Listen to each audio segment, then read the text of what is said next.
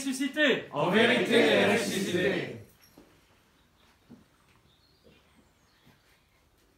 Hier, vers 15 heures françaises, le feu sacré, comme depuis la résurrection du Christ, est descendu dans la grotte de la résurrection, sous la basilique du Saint-Sépulcre, dans le Saint-Sépulcre lui-même, et cela recouvre une tradition très ancienne qui est attestée dans de multiples récits historiques, mais qui est surtout attestée par les témoins.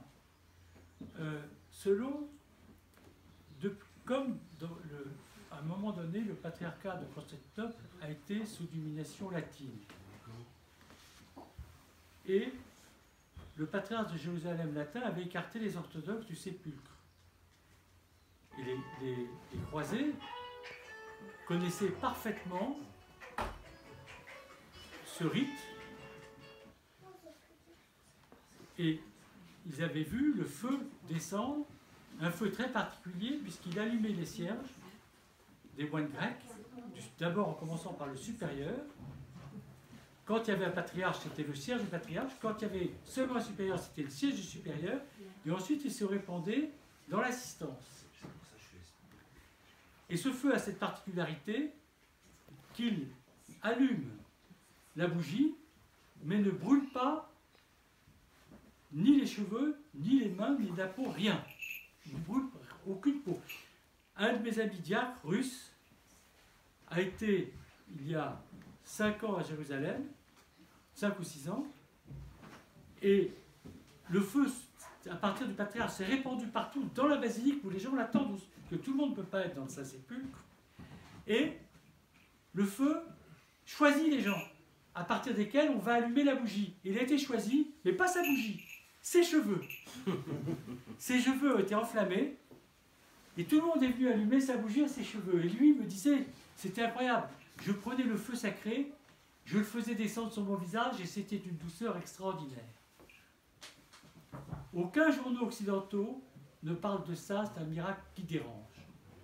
Parce qu'il se produit que dans l'Église orthodoxe.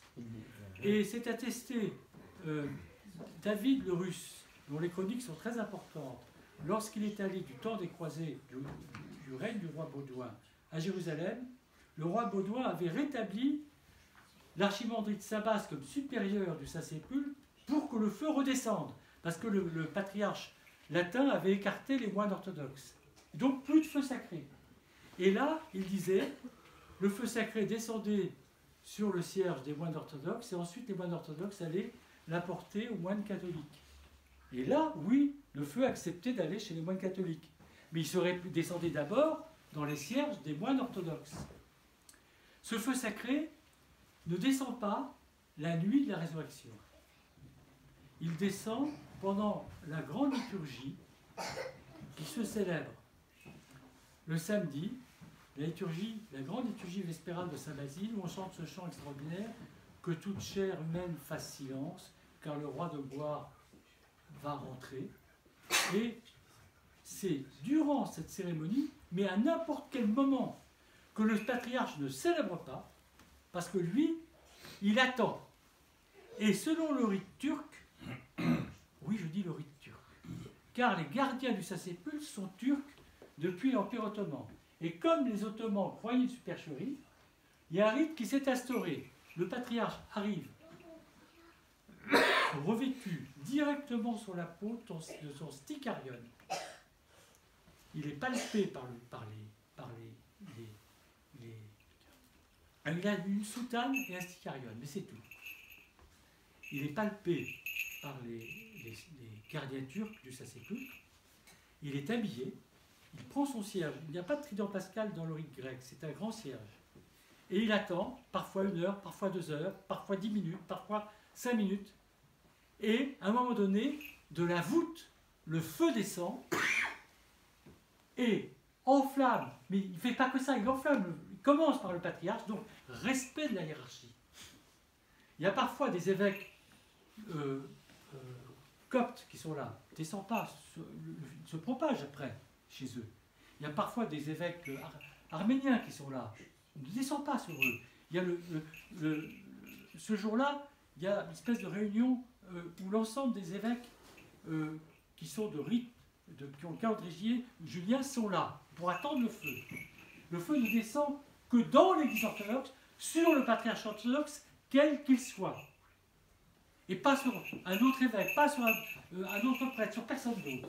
Et de là, il se répand, mais comme ça, comme une espèce de foudre qui s'en va. Il va plus vite, les gens n'ont pas le temps de se passer l'un à l'autre. C'est le feu qui court, il sort du sépulcre et il bondit sur les cierges.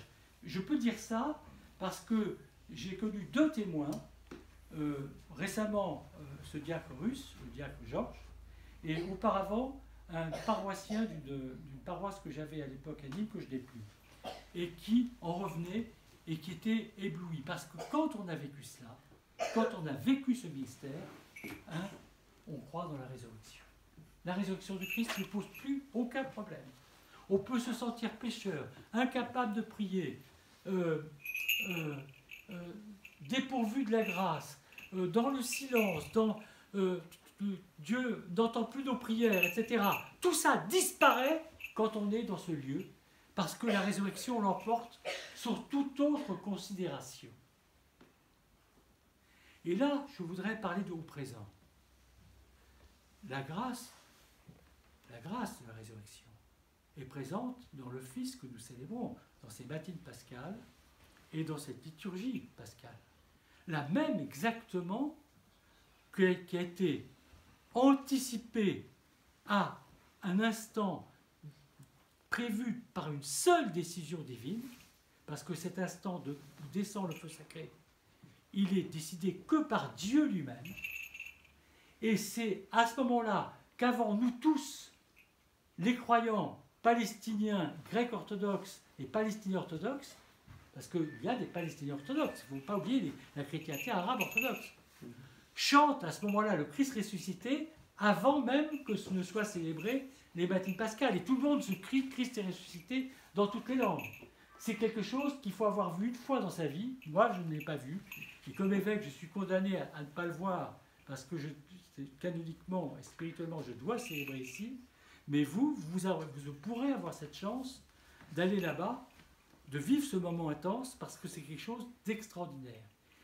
La joie de la résurrection, je dirais, il y a 2 choses dans la vie spirituelle qui vont ensemble. J'achèverai là. La joie de la résurrection et la paix du Christ qui surpasse toute intelligence. L'un ne va pas sans l'autre. Quand la joie de la résurrection est en nous, le Seigneur garde notre cœur dans sa paix. Certes, nous ne sommes pas tous les jours dans cette joie pascale, mais au moins nous y sommes une fois par an, le jour de la résurrection, la nuit de la résurrection, le jour de la résurrection.